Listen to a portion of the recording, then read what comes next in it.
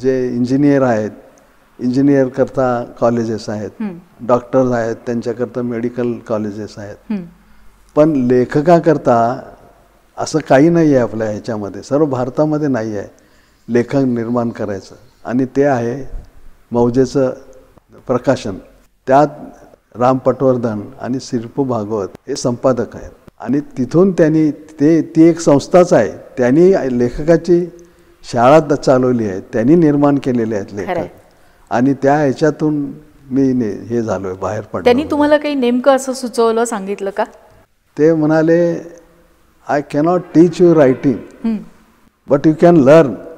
मी म्हटलं बघ कसं, हाऊ, रीड द मास्टर्स. मग तेव्हापासून मग मास्टर कोण, ज्यांना नोबेल पारितोषिक मिळालं, जे प्रसिद्ध आहेत, जे ग्रंथकार आहेत, मग मी त्यांचे ग्रंथ वाचायला लागलो. आणि बरंचसं मला त्यातलं हे झालं, म्हणजे एकूण रचना कशी असावी. म्हणजे संपूर्ण जगभरातल्या लेखकांचं निसर्गाविषयीचं वाचन, अशी पुस्तकं.